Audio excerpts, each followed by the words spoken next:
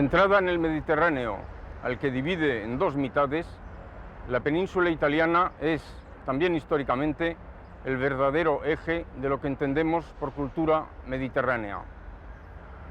En tiempos de Roma, el Mediterráneo se convirtió en el lago interior de un imperio que iba desde Inglaterra hasta Oriente Próximo y desde el Danubio hasta Mauritania. Un imperio cuya estructura interna fue el modelo a seguir por cuantos imperios le han sucedido. La fragmentación de la Roma peninsular en ciudades-estado o en reinos sometidos a otros reinos no impidió que desde un punto de vista económico y sobre todo desde un punto de vista cultural su papel siguiera siendo determinante. Un rasgo al que no es ajena la Italia actual y que la convierte en el país más atractivo del Mediterráneo, que es como decir de toda Europa.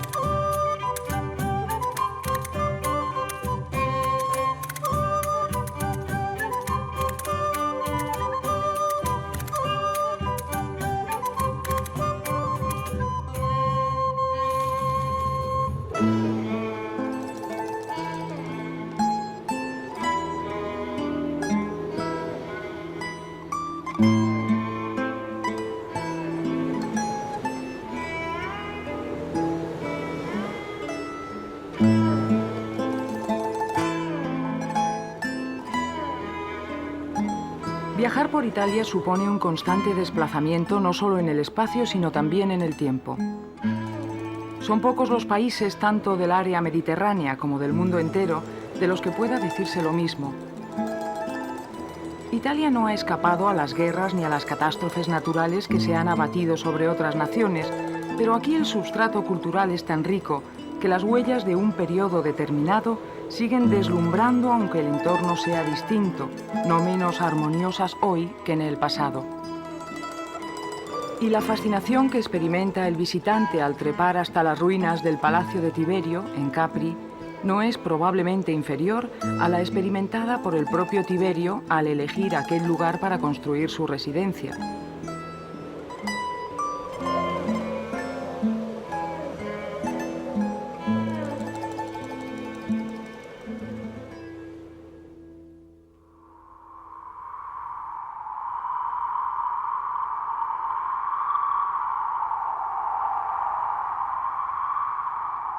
La primera cultura que floreció en las actuales tierras italianas fue la griega, y Agrigento es sin duda su expresión más significativa.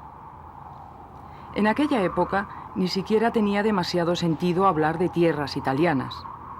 Sicilia era una isla tan griega como cualquier otra de las pertenecientes a la Hélade de entonces, tan próxima geográficamente. Los asentamientos griegos se configuraban en ciudades-estado no solo independientes entre sí, sino con frecuencia beligerantes.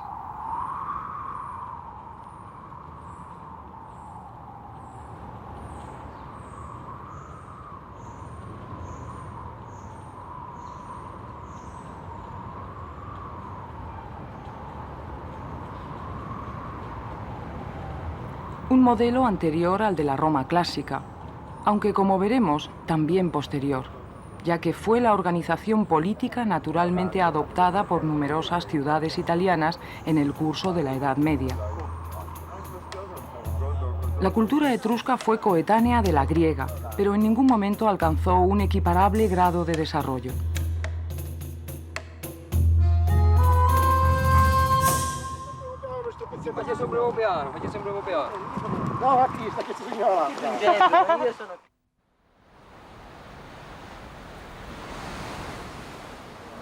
No existe en el mundo, probablemente, un teatro tan privilegiado como el de Taormina. Lo que con toda seguridad sedujo a griegos y romanos es lo mismo que sigue seduciendo hoy día: el esplendor del decorado natural y muy especialmente de su protagonista, el Etna. Un volcán, por otra parte, que al hallarse en actividad permanente no suele dar lugar a grandes sobresaltos.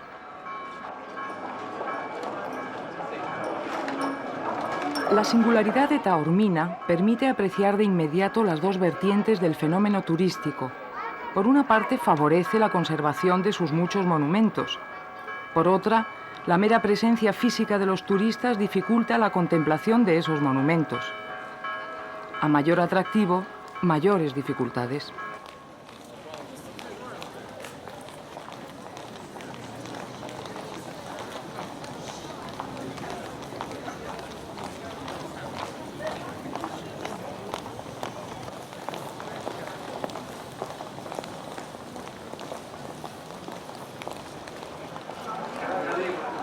La ciudad vieja ofrece la posibilidad de realizar ese viaje en el tiempo que es característico de Italia. Y así, a pocos metros de los restos romanos, nos encontramos con iglesias y palacios que suponen una síntesis de lo que fue a lo largo de los siglos el reino de las dos Sicilias.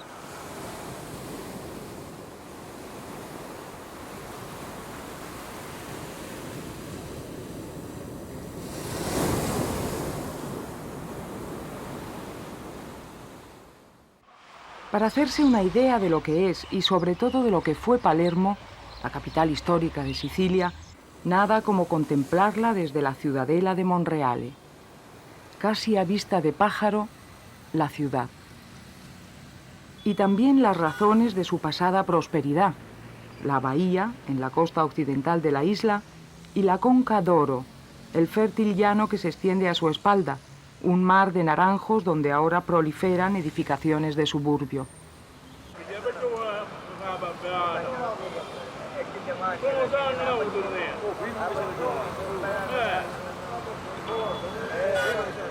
La catedral es en sí misma un compendio de lo que fue el reino normando de Sicilia. Volúmenes de factura árabe, con azulejos y elementos decorativos bizantinos, y columnas y piedras de origen clásico. Si el interior resulta algo agobiante, el claustro es verdaderamente insólito.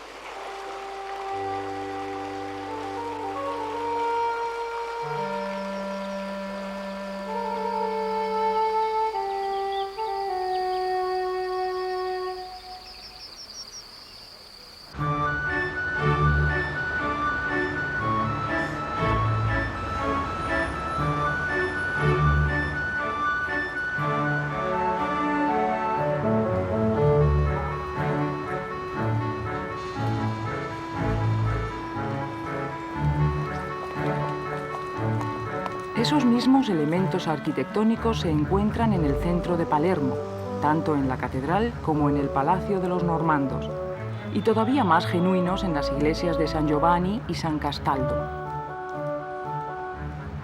Se trata, sin embargo, de un arte anterior a la época más esplendorosa de Sicilia, asociada fundamentalmente al barroco. Un barroco que de una forma u otra se prolonga hasta el siglo XIX.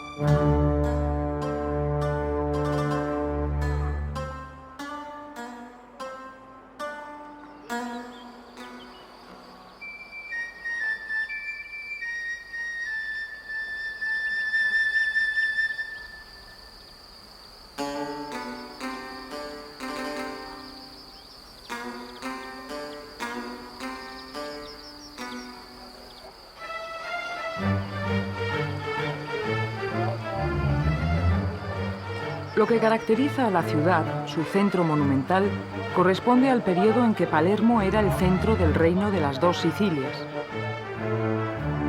La belleza de las plazas y de los edificios, entre atisbos de una exuberancia vegetal africana, impresiona al visitante pese a la decadencia y al deterioro en que se hallan sumidos.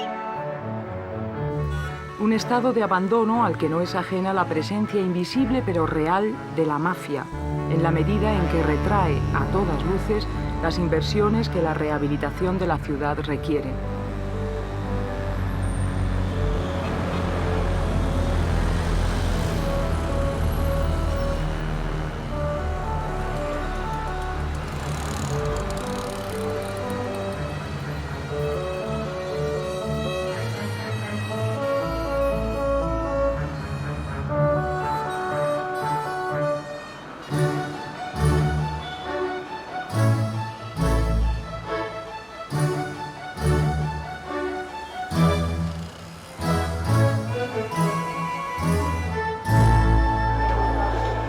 Con todo, la vida cotidiana sigue su curso, no muy distinta a como lo fue en el pasado, sin que eso sea una particularidad forzosamente negativa.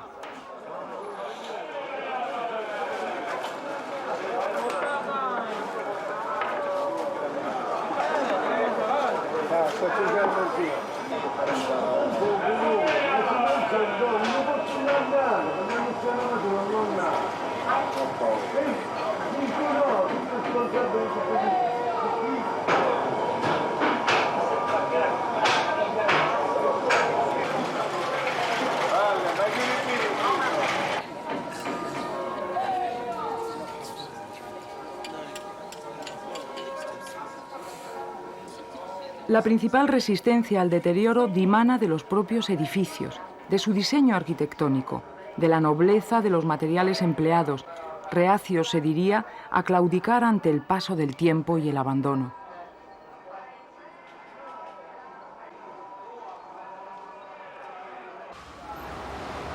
El contraste entre lo que Palermo fue y lo que ahora es resulta verdaderamente llamativo.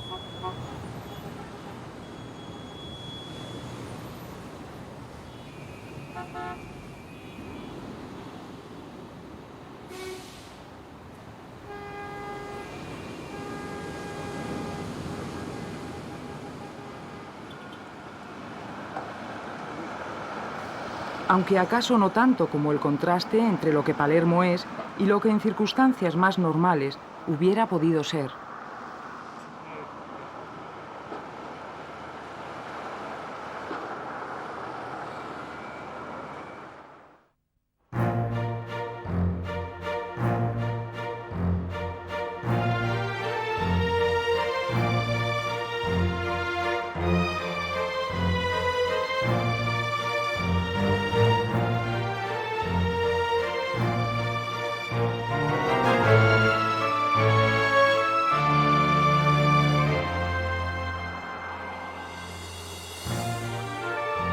A diferencia de Palermo, Nápoles es hoy una ciudad de vitalidad desbordante, garantía en sí misma contra cualquier riesgo de esclerosis.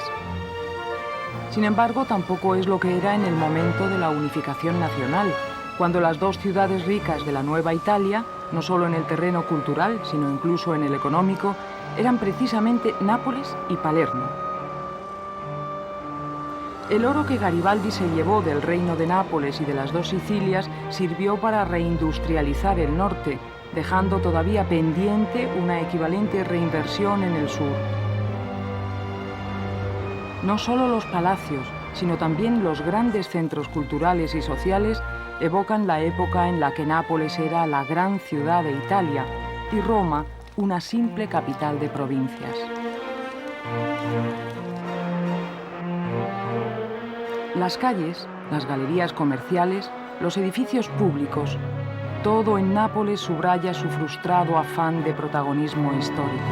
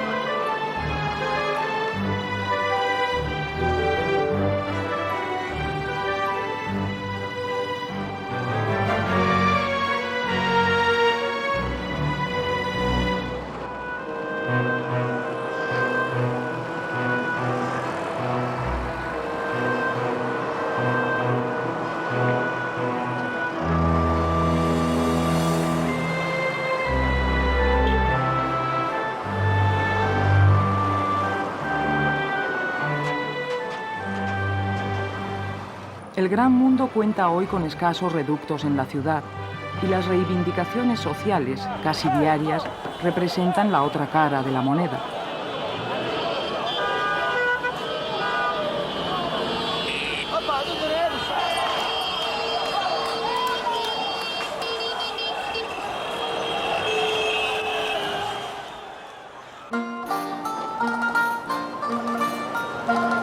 No obstante, la gente siempre termina apañándoselas de un modo u otro, y la animación callejera no decae en ningún momento.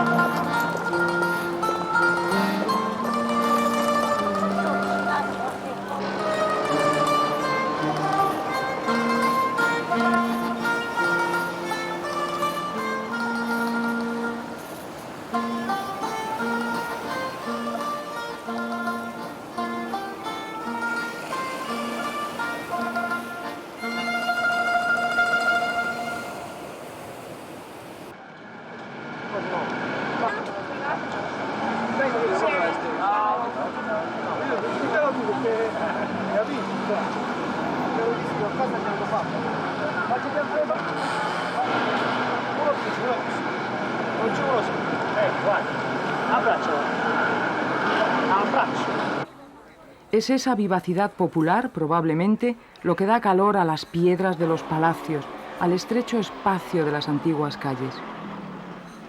En la Edad Media, tras un corto periodo de dominación provenzal, Nápoles pasó a depender de Aragón y, a partir del Renacimiento, de España, heredera política de Aragón.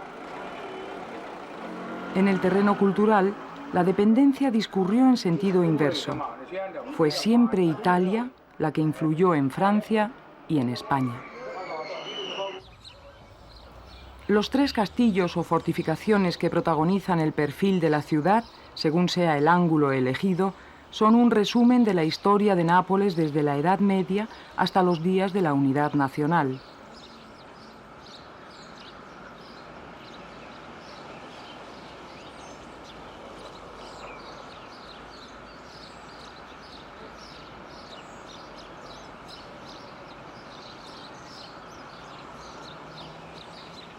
Basta echar una simple ojeada a la bahía de Nápoles para comprender la importancia que ha tenido a lo largo de la historia.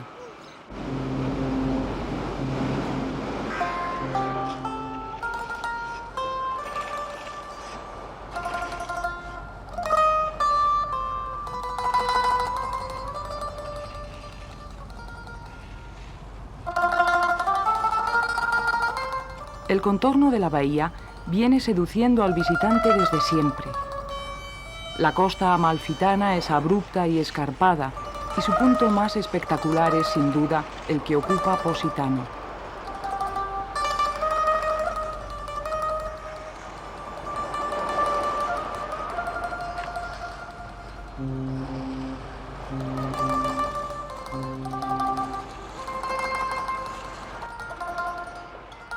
Las casas se encabalgan, y más que de plazas y de calles, hay que hablar de escaleras.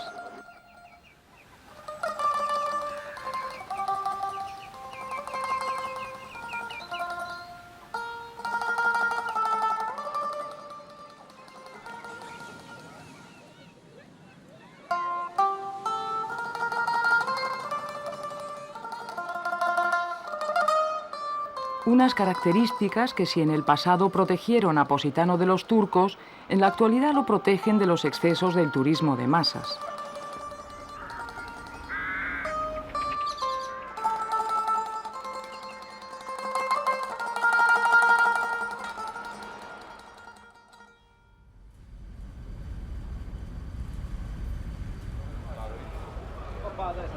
En Capri, prolongación insular de esa misma costa amalfitana, el carácter salvador de los obstáculos naturales se hace aún más acusado.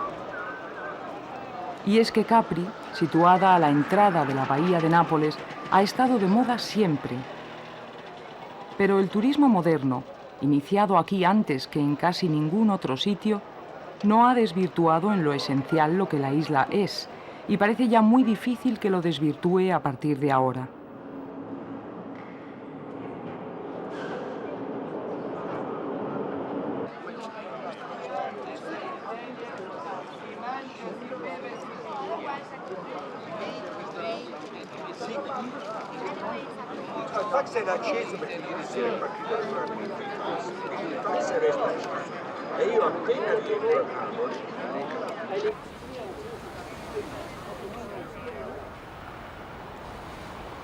Los turistas son muchos, pero al menos se ha evitado el colosalismo arquitectónico y el protagonismo del automóvil.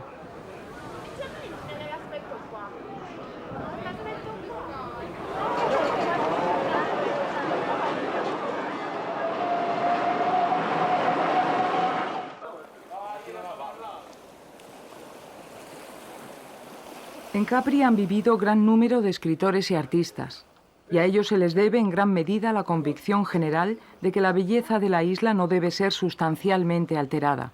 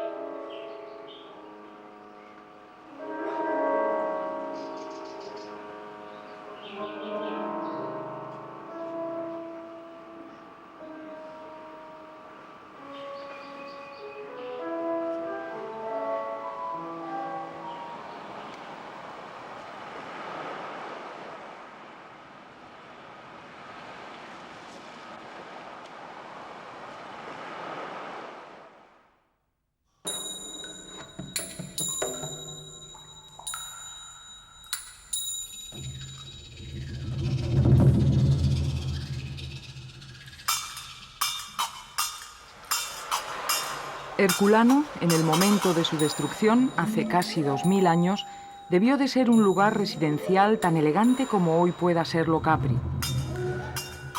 Si aquí todo se halla como fijado en un instante, es porque una explosión de gases tóxicos acabó con toda forma de vida literalmente en un instante, antes de que la ciudad fuera sepultada por la lava del Vesubio.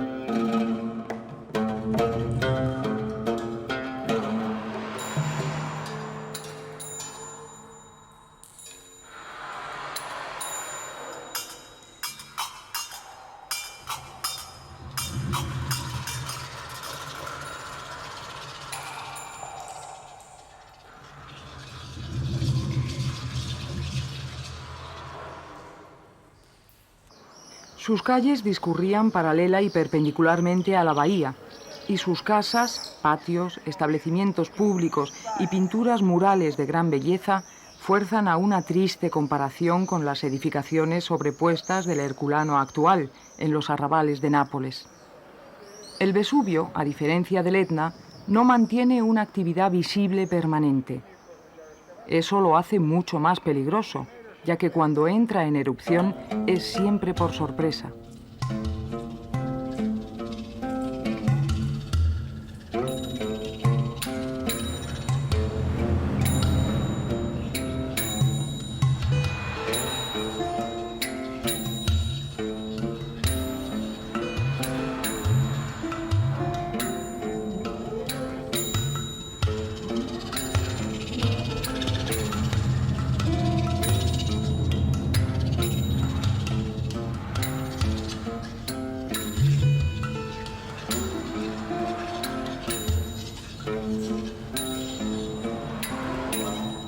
Y el área hoy habitada en su contorno es mucho más extensa que en tiempos de Pompeya y Herculano.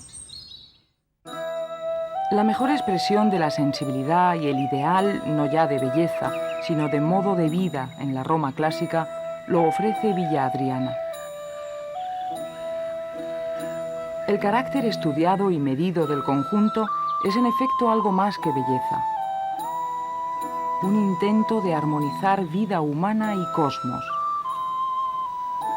En cuanto a realización, representa el modelo de cuantos jardines se han diseñado posteriormente, no solo en Occidente, sino también en Oriente Próximo.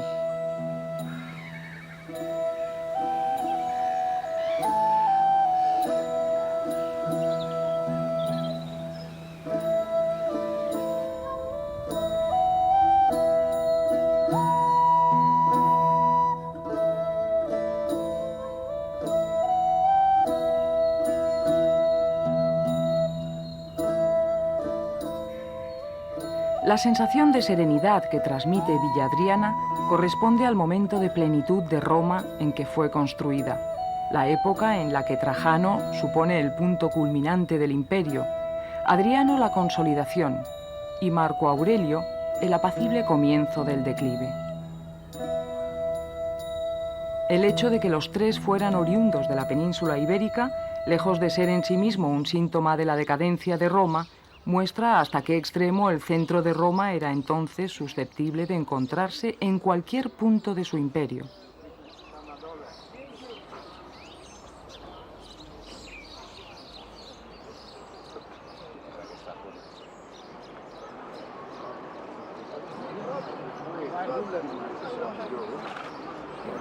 Para el mundo en general, las glorias de Roma no se limitan a las hazañas reseñadas en la columna trajana.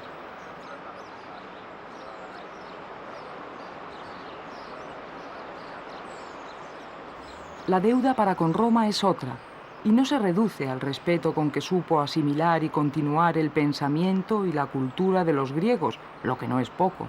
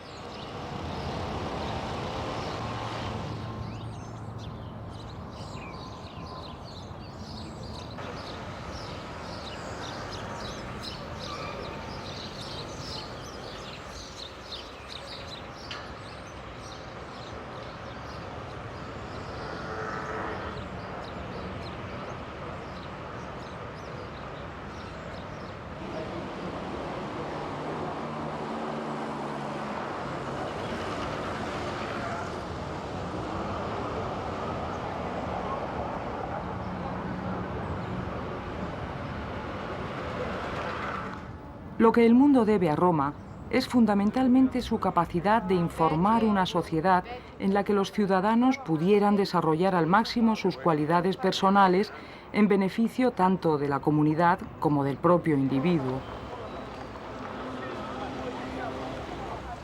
Eso supone un derecho, una administración y un desarrollo de la ingeniería, el urbanismo, la arquitectura, la agricultura y la minería, hasta un extremo como el que se alcanzó entonces y que tras la caída del imperio iba a perderse durante por lo menos un milenio. Los logros de Roma no son solo materiales. La pretensión, como bien expresa la cúpula del Panteón, era establecer una armonía entre la vida del hombre en la tierra y las cíclicas rotaciones de los cielos.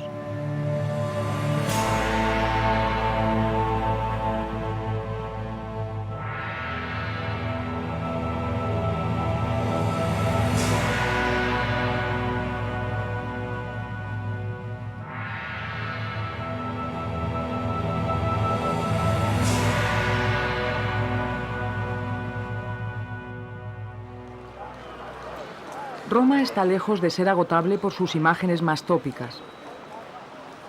Roma, más que una ciudad de calles, es una ciudad de plazas. Y si su número es grande, las perspectivas que cada una de ellas ofrece, nuevas a cada nueva visita, son poco menos que infinitas. En ninguna otra ciudad, cualquier estilo de cualquier época combina tan bien con otro estilo de cualquier otra.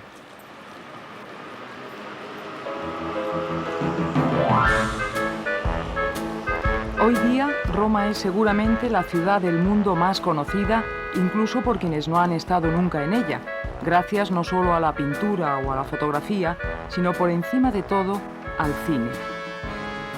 Lugares que se han convertido en poco menos que protagonistas de un sinnúmero de películas.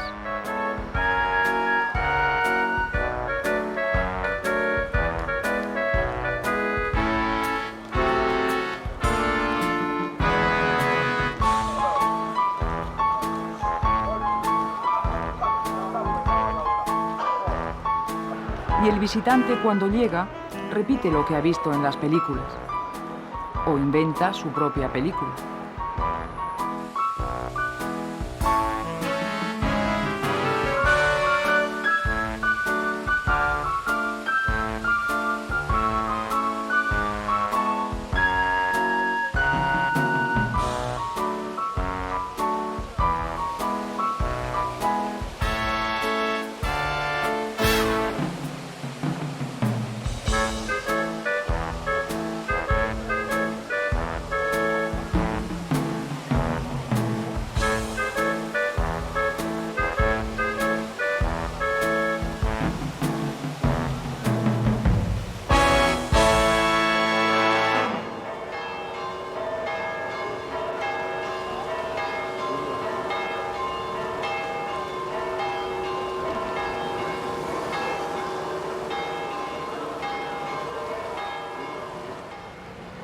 En Roma conviven tres ciudades que corresponden a tres épocas: la Roma clásica, la capital de los estados pontificios y la capital laica del actual Estado italiano.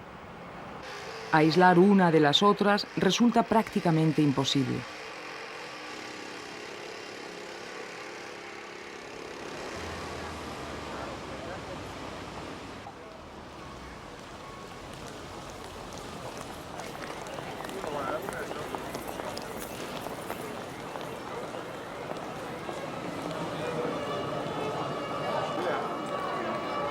Y la Roma más popular es con frecuencia la que un mayor peso histórico soporta.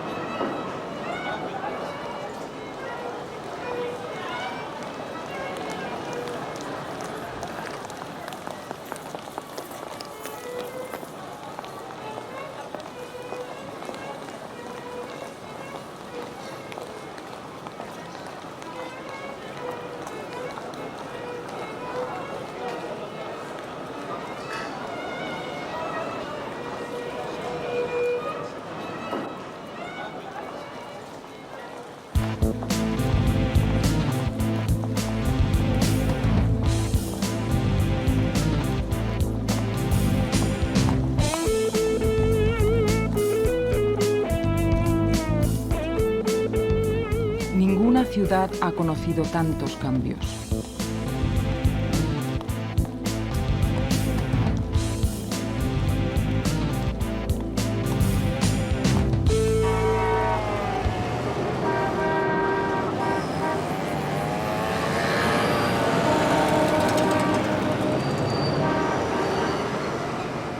Ninguna ciudad contempla con tanta indiferencia las reliquias de su pasado, de sus fracasos, de sus triunfos.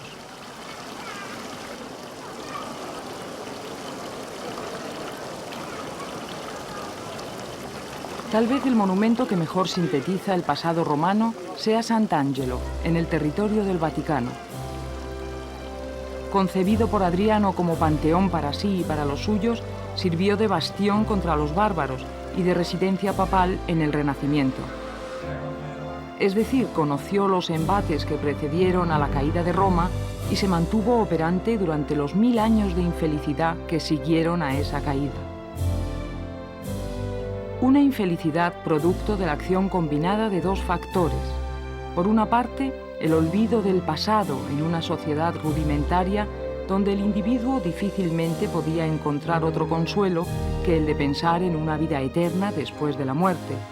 Y por otra, unas creencias religiosas que rechazaban cuanto pudiera distraer de tal objetivo. Pero Sant'Angelo habla también del final de ese periodo y del comienzo de la recuperación de los valores propios de la antigüedad clásica. Este mismo espíritu se manifiesta también en el resto de la ciudad. Y es que si la Iglesia contribuyó a la erradicación de los valores de la antigüedad clásica, 1000 años más tarde contribuyó indiscutiblemente a su recuperación. El rechazo de Martín Lutero a esa recuperación, comprensible en su época desde un punto de vista doctrinal, resultaría hoy día en gran medida incomprensible.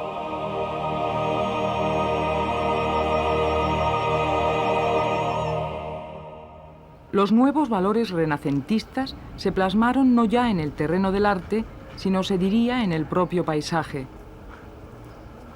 Su resultado más acabado es sin duda la Toscana. Un paisaje que supone el renacimiento mismo del deseo de vivir.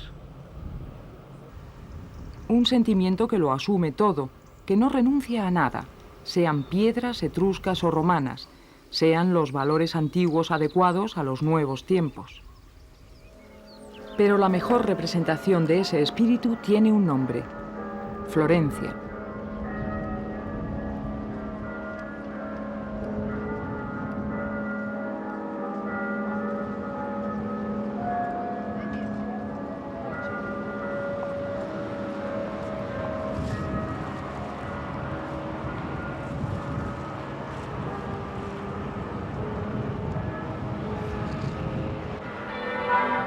Santa María Novella ofrece la imagen más expresiva de ese momento de cambio. El templo es gótico, la fachada renacentista.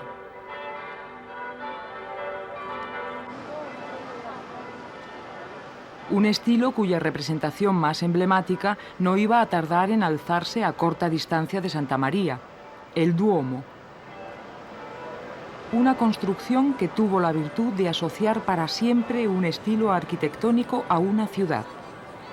En cierta manera, Florencia es el Renacimiento.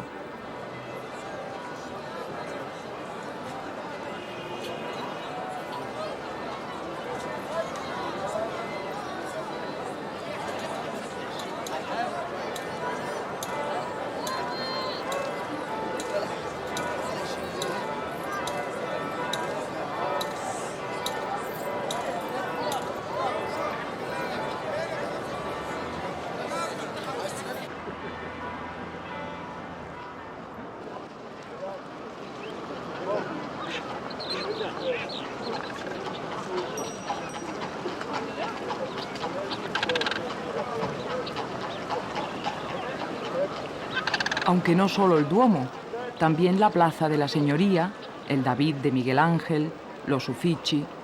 El espíritu renacentista encuentra expresión aquí en todos los ámbitos.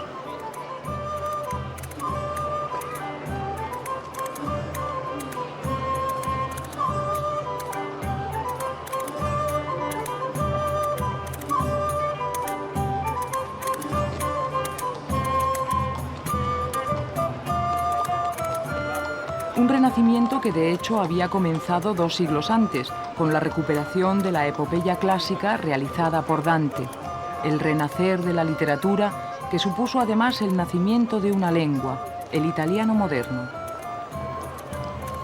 Los dialectos locales, con su propia tradición histórica, se hallaban fuertemente diferenciados, y la decisión política, adoptada cuando se forjó la unidad italiana de fijar el idioma oficial tomando como base el dialecto de Florencia, fue ampliamente aceptada por el resto de Italia. La decisión permite no ya la existencia de una literatura común, sino sobre todo que los italianos puedan entenderse entre sí.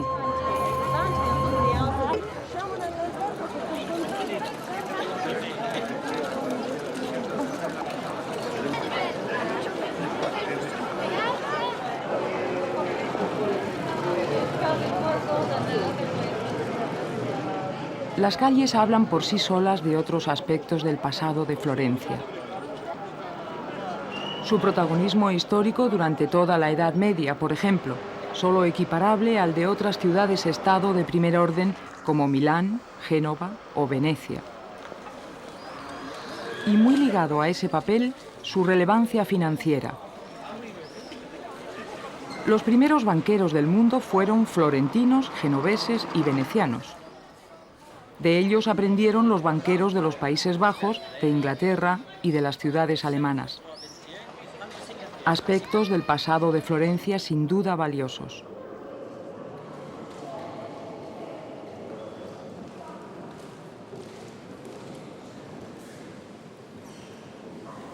Aunque nunca tanto como la mirada reflexiva de Lorenzo de Médicis o el gesto de la aurora según despierta.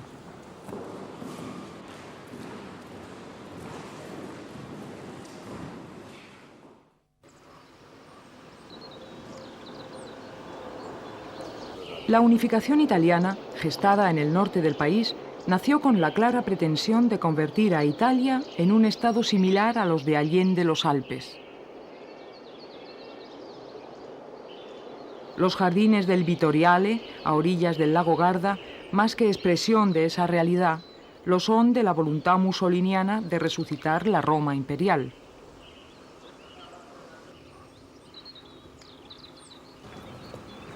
El paraje, al pie de los Alpes y con una vegetación subtropical, es casi una síntesis de toda Italia.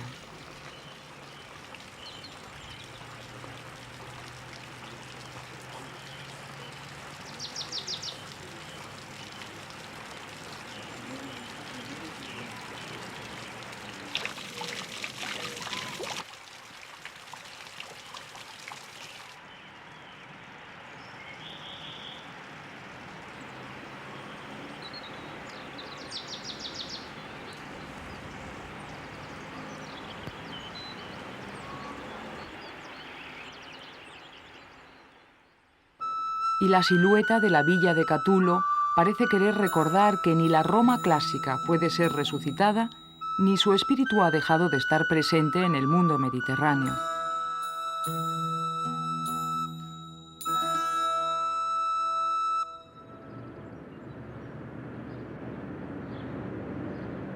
Génova fue no solo una de las mayores ciudades-estado italianas, sino también durante siglos una de las principales potencias marítimas del Mediterráneo. Patria de navegantes por antonomasia, pocas ciudades han vivido tanto del mar y para el mar como Génova. El Mediterráneo oriental llegó a estar sembrado de sus posesiones.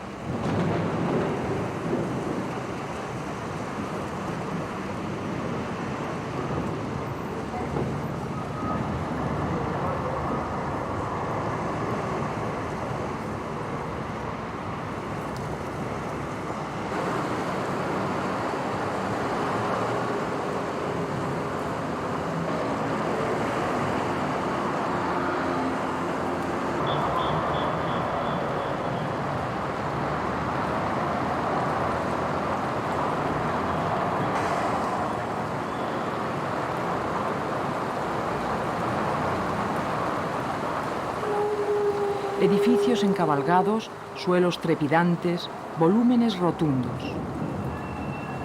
Los calificativos que convienen a Génova son diametralmente opuestos a los que valen para Venecia. Se diría que Génova ha hecho lo que ha podido para distinguirse de su vieja rival, que había de terminar por desplazarla en el control del comercio con Oriente. Esa pérdida de importancia relativa frente a las grandes potencias del momento no significó ni mucho menos la decadencia para Génova. El siglo XVII, por ejemplo, fue uno de los periodos de mayor actividad comercial y marítima, como bien lo atestigua la apabullante solidez de sus palacios, verdaderos monumentos al barroco. Aún hoy en día, el estilo que caracteriza a la ciudad es el barroco. Un estilo que se perpetúa en los edificios construidos casi hasta el presente, cuando la prosperidad industrial de Milán y Turín convirtió a Génova en el gran puerto de Italia.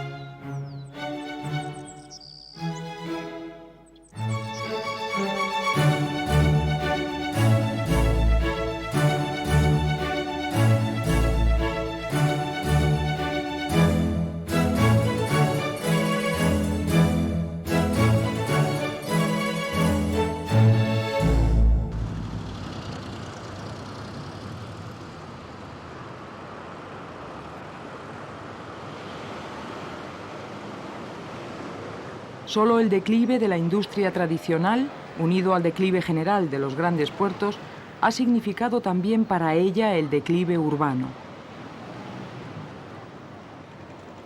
El barrio portuario, punteado de magníficos palacios y templos, revela bien a las claras que la ciudad conoció tiempos mejores.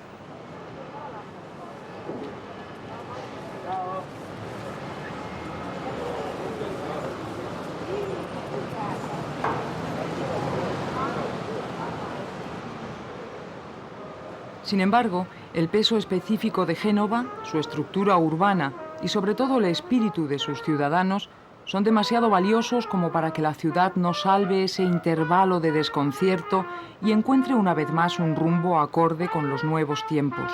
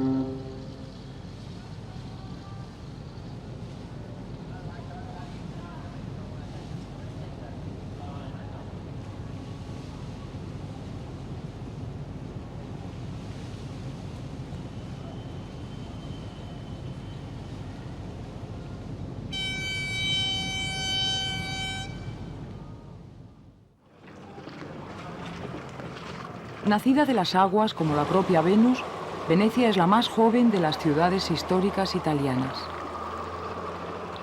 Fue fundada en la Alta Edad Media en una isla de la laguna, buscando una seguridad frente a los pueblos bárbaros que no ofrecía la tierra firme. Inicialmente, su aspecto se debía de aproximar más al de Burano, pequeño pueblo pescador situado en una isla vecina, que al de la actual ciudad. Venecia es probablemente la única ciudad italiana que carece de restos romanos.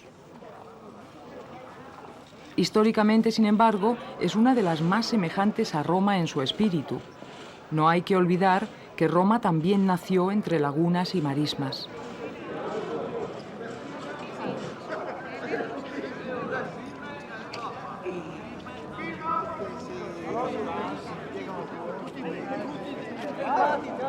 Un colpo di tosse! È battuto del fiore un colpo di tosse!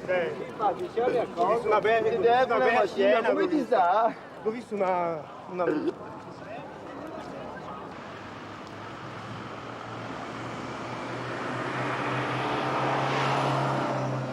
Venecia es una ciudad de mitos y de ritos, donde unos y otros terminan por confundirse.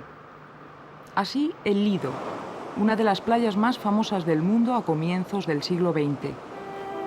Actualmente, al llegar la temporada veraniega, aunque el lugar ya no responde a lo que los bañistas buscan en la medida en que se trata de una playa prácticamente urbana, el lleno sigue siendo total.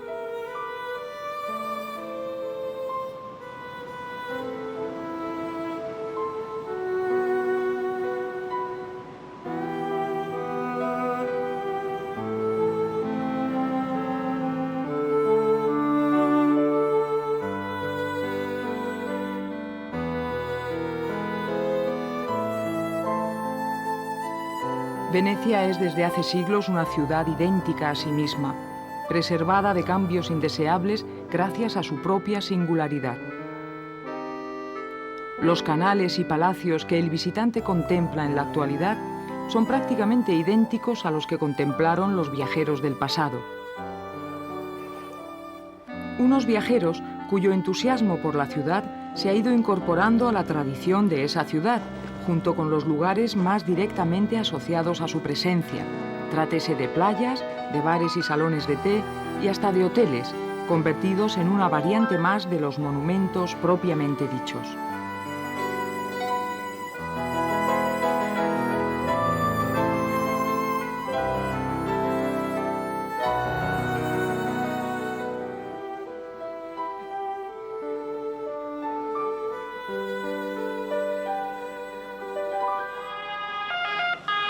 El gran momento, tanto político como económico de la ciudad, fue la Baja Edad Media, cuando tras derrotar a Génova, la República de Venecia llegó a hacerse casi con el monopolio del comercio con Oriente. La caída de Constantinopla y el reparto del Mediterráneo entre dos grandes esferas de influencia, el Imperio Otomano a Oriente y el español a Occidente, significó su final.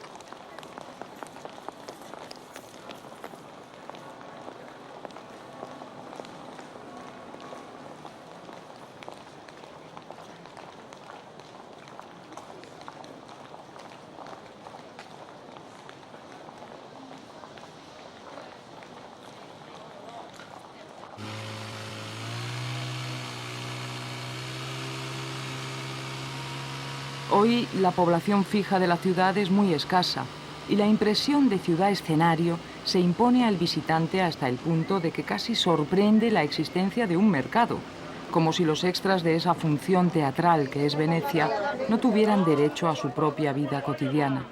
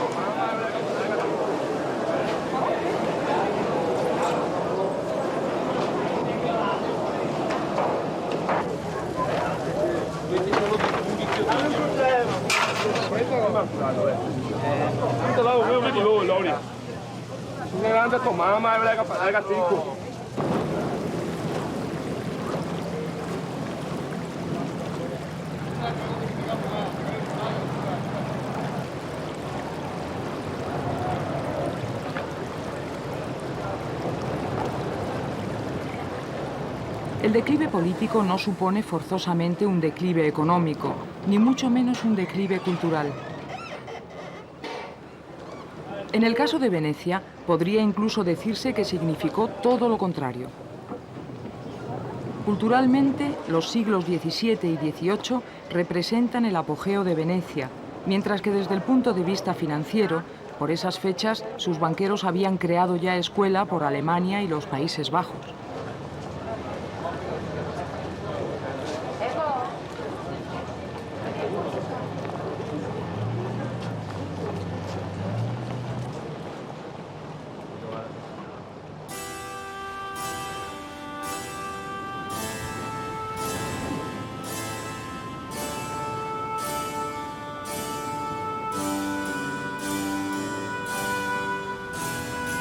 A partir del siglo XIX, su creatividad empezó a dar muestras de fatiga.